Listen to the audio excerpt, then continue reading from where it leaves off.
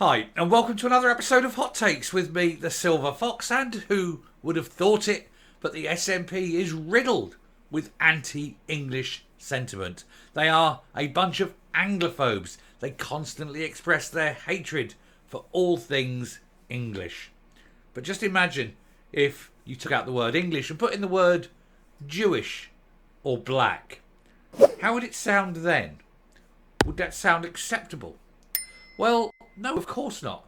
But because it's English, the SNP think it is. And this has been highlighted with an outrage where an SNP student, an activist, was complaining that there was someone from England in a group. How dare they come from England? Would he have been so outraged if that person was Welsh, Irish, French? Who knows? It seems that the hatred is reserved specifically for the English. And yet I'm pretty sure that this English person has never done them any harm whatsoever. If he's angered and outraged by things that happened in the past, then he's a very sad individual. But let's have a look, see what's going on and see why we all know that the SNP is just riddled with hatred and loathing. Here goes. Now, of course, it should come as a surprise to no one that the SNP are riddled with hate. One only has to look to their roots and their admiration of the National Socialists of Germany in the 30s to see why they would be so much like they are. You know, so cultist and so insular and so everything is us and everything external is bad. You know, the one nation, eine Volk, almost. One could imagine them saying. Which makes it rather odd that they like to include everyone else, everyone who isn't English, blaming the other, blaming the Jew, or in this case for the SNP, blaming the English. I'm surprised they haven't got little ghettos where they round up English people, although it wouldn't put it past them should they ever have total and complete power in Scotland. They'll be having their own little trains, won't they, to the camps and then eradicating the English from within the boundaries of Scotland. I think that's the sort of thing they're planning. Or at least it's the sort of thing they'd love to do. They know they won't. But, you know, deep in the psyche, it's definitely there. Anyway, SNP in new Anglophobia row as activist complains about Labour figure from England. Alex Gill accused opponents of stoking faux outrage after he accused the chair of Scottish Labour students of seeing Scotland as just another region of England. Well, it could be that the SNP think that that's how people think, because the SNP aren't very bright, but nobody in England is, thinks of Scotland as being English, because they're not that stupid.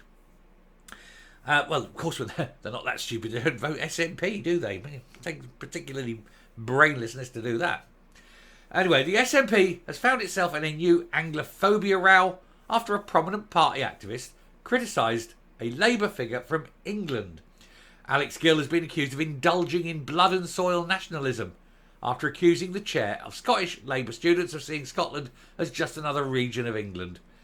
Solomon Cuthbertson is originally from Manchester, and he's been supported by other Labour figures after being targeted on social media, and he had initially said there are an entire generation that's been neglected by the SNP, Green and Tory governments, and I'm not too sure that he's wrong. I think he's probably right.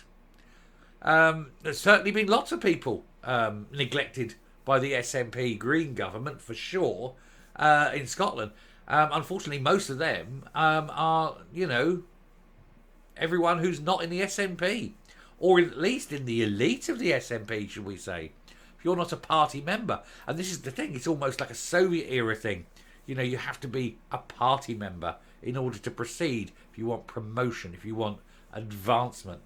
You have to be a loyal party member and, praise them all. It's very weird setup that they have. But that's what happens when you get this monolithic, I suppose, a monolithic culture where all three arms of the state coalesce into a single body and eventually into a single person. And you have that cultist state, which was getting there under Sturgeon. She wanted to be Queen Nick, didn't she, after all? Anyway, Mr. Cuthbertson has since had to make his ex-profile private after Mr. Gill took exception to the comment. The nationalist has said, "Here we have a lad from Manchester who comes up here, enjoys the benefits our country offers him, and then tells us how bad young people in Scotland have it. Have you seen the young people in Scotland? Have you seen the lack of opportunities? Have you seen the record number of substance abuse deaths? Have you seen the lack of education? Or are you just conveniently swiping them under the carpet?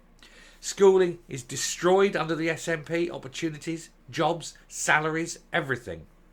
The successful companies and businesses you do have are being targeted by a government that doesn't like an economy, that doesn't like growth, that doesn't like success, that's gone into partnership with Marxists that want to absolutely destroy the economy so that everyone lives in a state of poverty and misery. And you're complaining about one guy from England.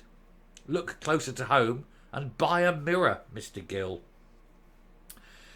He said, I've met a number of these types, this is Gill continue, of young people. They have no interest in Scotland or its future. They see it as just another region of England. Somewhere it's cool to go on holiday once in a while or come up and study. Do they not see the hypocrisy of constantly talking us down, but choosing to come up here and attend our world-class universities?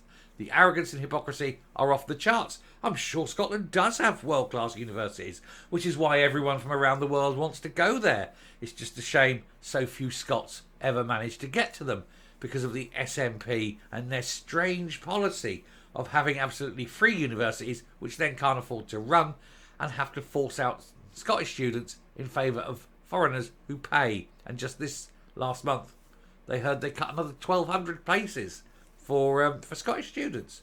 Marvellous idea. But hey, don't let facts get in the way when you can kick an Englishman, eh? Among those to condemn the messages were Rutherglen and Hamilton West MP Michael Shanks, who hammered the SNP in a by-election last year.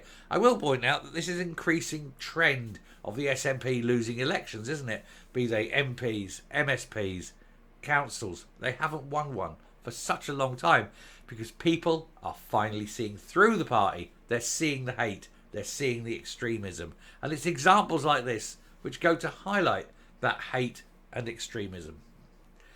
Anyway, where are we? Scottish Labour's Cathcart branch described Mr Gill's comments as utterly pathetic statement to make from an SNP member and activist. Well, he's probably an utterly pathetic little person, isn't he?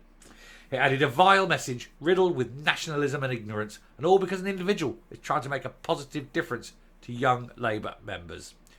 Former Labour MP Tom Harris quipped, "The damn cheek of the boy! I bet he even has an English accent." Some SNP figures were unhappy with the post.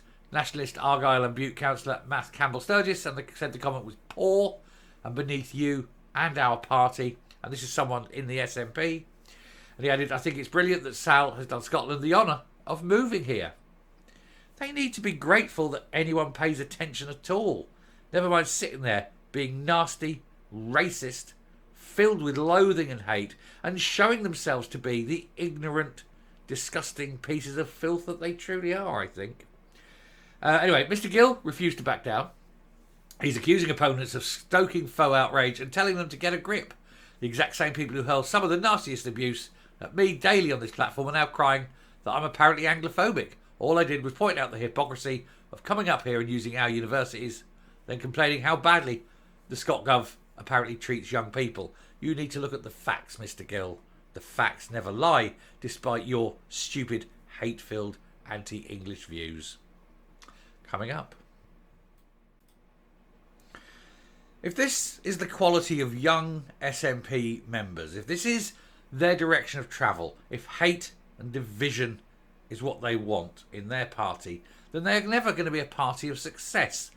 Politics is all about the meeting of minds, meeting in the middle, the policy of amalgamation, of finding the midpoint and agreement. But when you've got someone so extreme and so hate-filled that it was impossible to agree with them, then it's failure all the way. And I think that Mr Gill has shown that he will be a hate-filled, nasty, obnoxious, hate-filled little oik who will never succeed at anything. And certainly he will never see independence, because increasingly people are seeing the nastiness of this nationalist party.